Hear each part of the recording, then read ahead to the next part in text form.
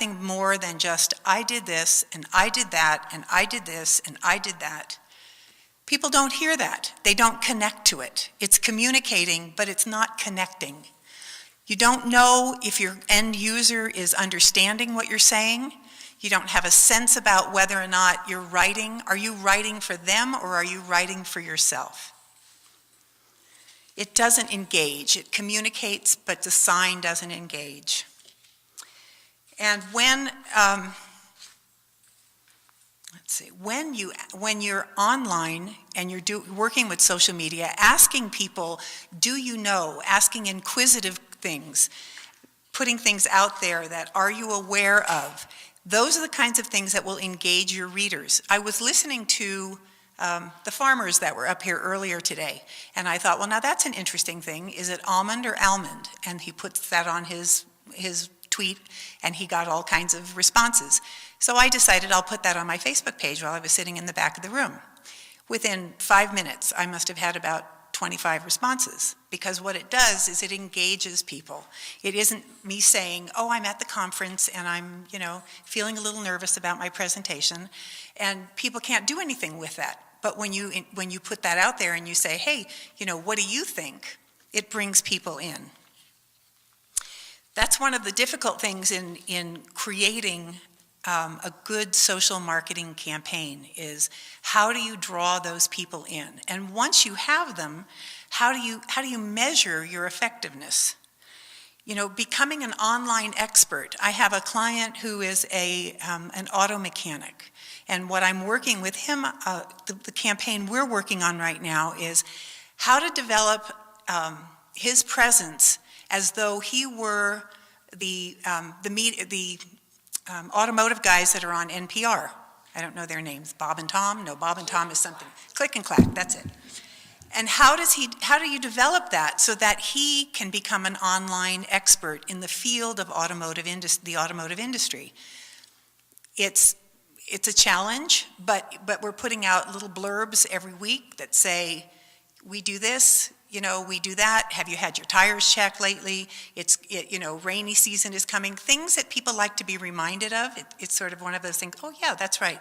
And he's starting to gain followers now, because now people know that they can look to him as being someone that they can count on to remind them it's time for an oil change. It's important to use intuitive industry-related thinking to answer questions before they're asked. You have wondered about certain things, and you maybe feel silly asking. So in the case of the automotive thing, how often should you check the tire pressure on your car? You might not feel so comfortable asking somebody that, but if somebody volunteers that information, that puts them in a position of being more of an expert. One of the things that we do in this practice that we're developing is that we do measure results, which is really an important thing to do. If you see day after day that you're not getting any feedback, then we need to we look at how can we change that so that suddenly instead of walking around saying, I'm blind, please help me, we now say, it's a beautiful day and I can't see it. And suddenly that has a whole different emotional response. People can relate to that. You can relate to what it would feel like if you couldn't see that it was a beautiful day.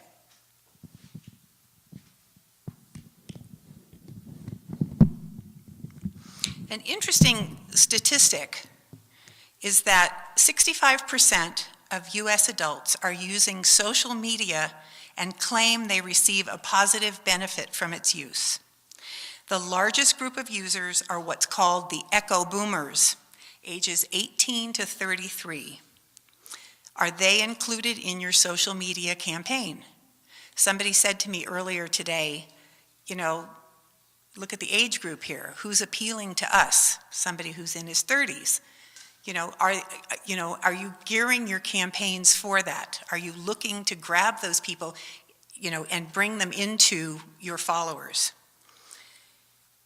And total spending amounting, the projected total spending amount for 8 to 21-year-olds is projected to reach $123.5 billion in 2011. And how are they going to find you? Because if this is where the money is, and these are the people that are ready to spend, then obviously your campaign has to include everything from preteens through mid-30s. If you saw this sign, oh good, the sign is it's counting down. I'm almost done. If you saw this sign, would you be willing to give someone money? If you saw someone sitting on the street with this sign, would you be more inclined to give the man or woman money when you realize that they can't see the day that you see, as opposed to just a sign that says, I'm blind? That's the difference between, if you have an emotional reaction to something, that's the difference between whether you will give or not give. The point of the whole thing is to change your words. You change your words, you change your world. And that's what we're working with our clients to do, is to bring about change using the same words you hear every day, but presenting them differently with an online presence. Thank you very much.